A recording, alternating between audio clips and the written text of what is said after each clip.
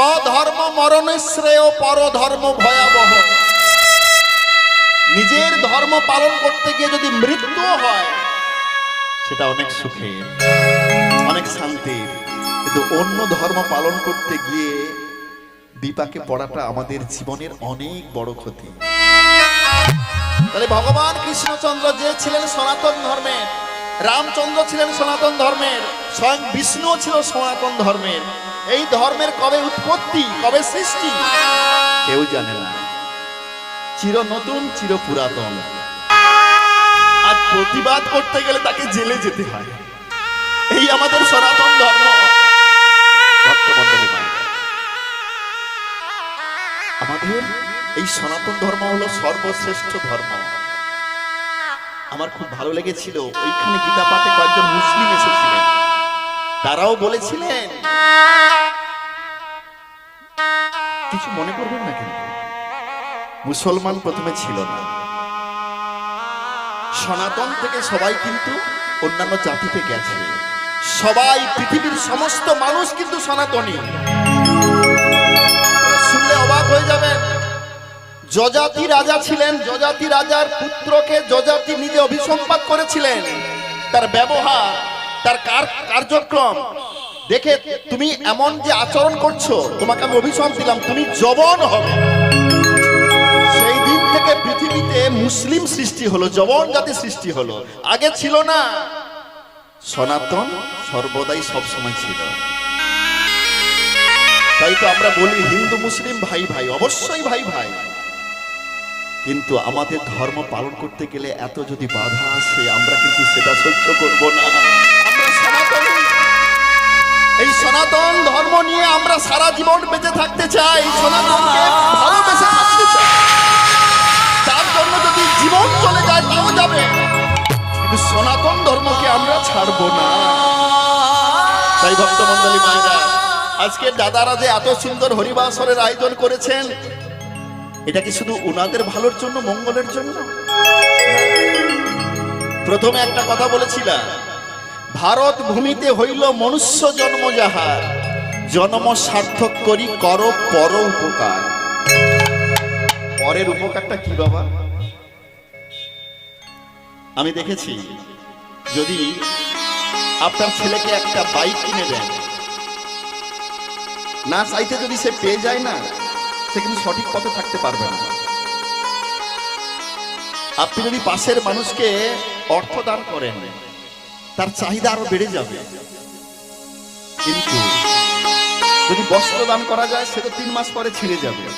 আপনি একবেলা সবাইকে প্রসাদ সেবা করালেন, সে তো পরের সময়ে আবার একদিন পরে আবার খিদা লাগবে। কিন্তু এই জগতে এমন কিছু দান করা আছে যে দানটা সর্বশ্রেষ্ঠ দান। সেটা কি দান? নাম দান। এ হলো আমাদের মনের খোরাক ও চেতনার খোরাক। এটা যদি একবার অন্তরে গেঁথে যায় না, আপনার জীবন, এই পৃথিবীতে আসাটা তখন সার্থক হয়ে যাবে। শুধু তাই নয়, জীবনটা আনন্দে পরিপূর্ণ হবে। অনেক মানুষ আছে যাদের কোটি কোটি টাকা নাই, বড় বাড়ি নেই, অনেকগুলো গাড়ি নাই, কিন্তু তার মনে কোনো দুঃখ নাই। যে দুঃখ হরণকারী তাকে সে ধরে রেখেছে, ভগবানকে ধরে রেখেছে। দুঃখ কোথায় পাবে? সে দুঃখ পাবে না। এই পৃথিবীতে এসেছি আমরা দুঃখ পাওয়ার জন্য নয়, কষ্ট পাওয়ার জন্য নয়। স্বামী বিবেকানন্দ একটা কথা বলেছিলেন, আমরা হলাম রাজার ছেলে, আমরা হলাম রাজার ছেলে। তুমি দুঃখ পাচ্ছ কেন? এত কষ্ট পাচ্ছ কেন? এই সমস্ত কিছুর মালিককে স্বয়ং ভগবান। বিশ্ব চরাচরের মালিক তো ভগবান, আমরা তো তার সন্তান। আমাদের যার যেটা প্রয়োজন ভগবান দিয়েছে, আমার যেটা দরকার ভগবান দিয়েছে, আপনার যেটা দরকার ভগবান দিয়েছে, তবু আমরা সন্তুষ্ট নয়। তাই তো দুঃখ, তাই তো কষ্ট, তাই তো যন্ত্রণা। তাহলে চলুন আজকের আমাদের লীলার বিষয়বস্তু সবার নিশ্চয়ই মনে থাকবে, ভগবান কৃষ্ণচন্দ্রের গুরু দক্ষিণা। সবার যেন মনে থাকে। যদি কোনোদিন আবার এই পথ দিয়ে আমি অনেকবার যাই, এই পথে বারবার যাতায়াত করি, যদি কারোর সঙ্গে দেখা আমি জিজ্ঞেস করবো কিন্তু এখানে কি লীলা আমি পরিবেশন করেছিলাম। মনে রাখতে হবে, একদম ছবির মতো পরিষ্কার করে স্মরণে রাখবো। আমরা যাব এই লীলাতে প্রথমে বৃন্দাবন। বৃন্দাবন থেকে কৃষ্ণচন্দ্র এলেন কোথায়? মথুরায়। ঠিক আছে, ভগবান কৃষ্ণচন্দ্র বৃন্দাবনে থাকলেন। কতদিন থাকলেন? 10 বছর 10 মাস 10 দিন।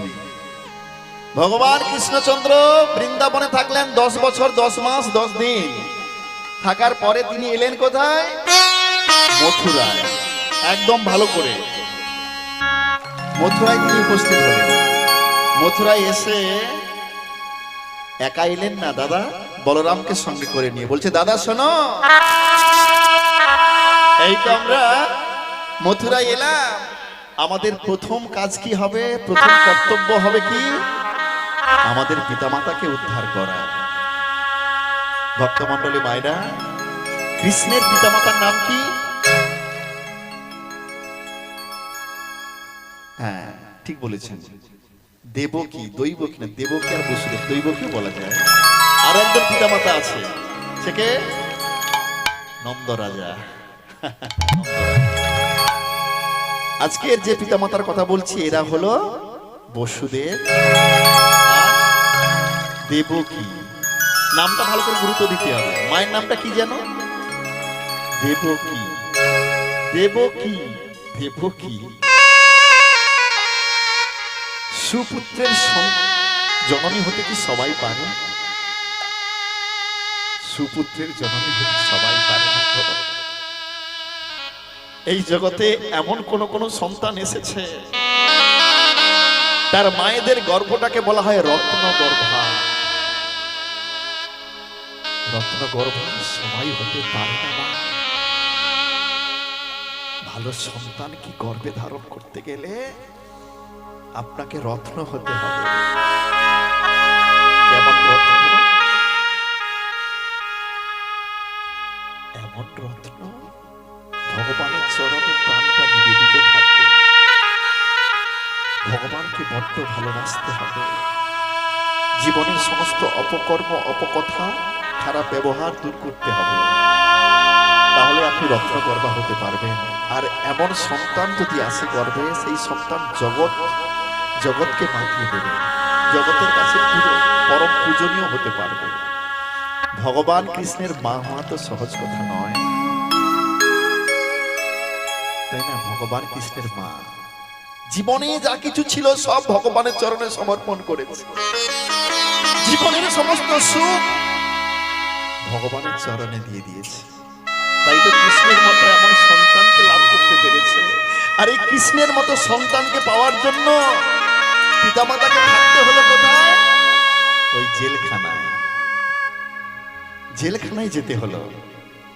এখনকার দিনে যাকে আমরা জেল বলছি, আগেকার দিনে এটা কারাগার বলা হতো।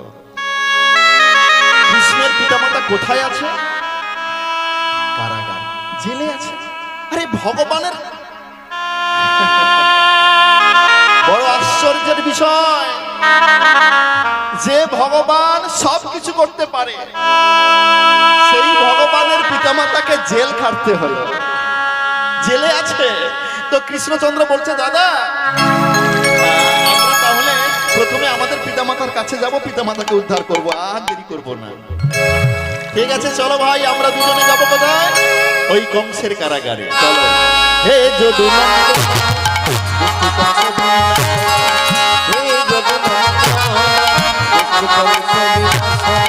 হে যদুনন্দন বিষ্ণু কংস বিনাশন, হে আসিলেন কংস কারাগারে, সঙ্গে করে হল ধরে। আসিলেন কংস কারাগারে, সঙ্গে হল ধরে। আসিলেন কংস কারাগারে, সঙ্গে করে হল ধরে। আসিলেন কংস কারাগারে, সঙ্গে হল ধরে। হলধর মানে কে? দাদা বলরাম। দাদা বলরামকে সঙ্গে করে নিয়ে যাচ্ছে। জয় হর সীতমণি, জয় হর সীতমণি, জয় হর সীতমণি, হরি কংস নিধনে, জয় হর সীতমণি, আজ করি কংস নিধনে, গায়ে ভরে শিল্প মনে আসিলেন কংস কারাগারে সঙ্গে করে হল ধরে আজ আসিল কংস কারাগারে সঙ্গে হল ধরে আসিল কংস কারাগারে। দাদা, এই তো আমরা কংসের কারাগারে প্রবেশ করলাম। এ তো অনেক বড় কারাগার, তাই না দাদা? কিন্তু আমাদের পিতামাতাকে কেন দেখতে পাচ্ছি না? আমাদের পিতামাতাকে তো খুঁজে পাচ্ছি না।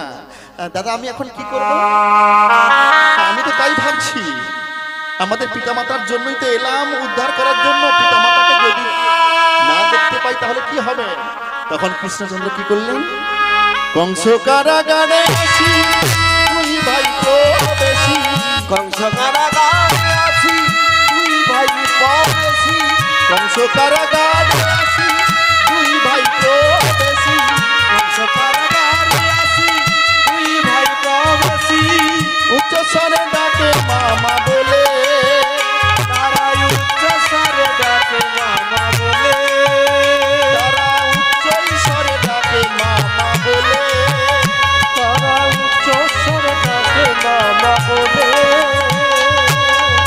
আমার মা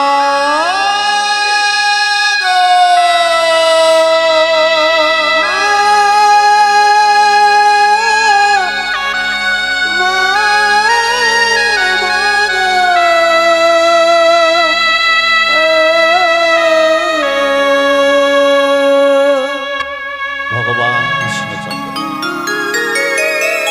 কংসের কারাগারে প্রবেশ করে যখনই মাকে দেখতে পাচ্ছে না, চিৎকার করে মা মা বলে চিৎকার করে ডাকছে। ভক্তমণ্ডলী মায়েরা, ভগবান কৃষ্ণ লীলার প্রারম্ভেই আমাদের কেমন শিক্ষা দিল দেখুন। আচ্ছা, কৃষ্ণচন্দ্র কি বলে ডাকছে? কি বলে ডাকছে?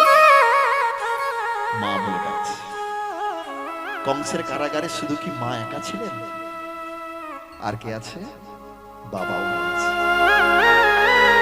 প্রশ্ন হলো আমার, তুমি কই একবার বাবা বলে ডাকলে না? তুমি মা বলে ডাকলে কেন? হ্যাঁ, তুমি ভগবান হয়ে এত বড় ভুল করতে পারো না।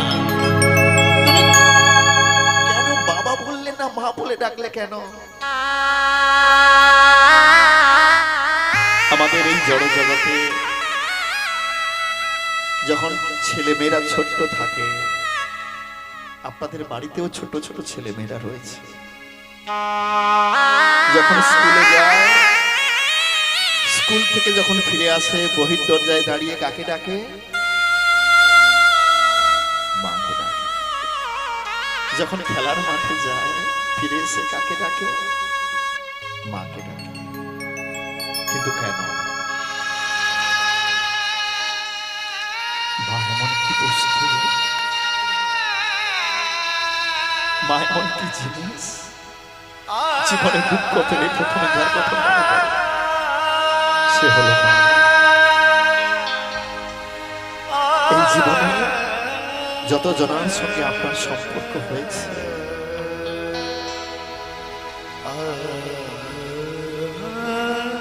মায়ের মতো একটা পৃথিবীতে কোনোদিন কেউ হতে পারে না। এই পৃথিবীতে তোমার জন্য সবচেয়ে যদি বেশি দুঃখ কেউ পেয়ে থাকে, সে হলো গর্ভধারিণী মা। সে যে আমার মা,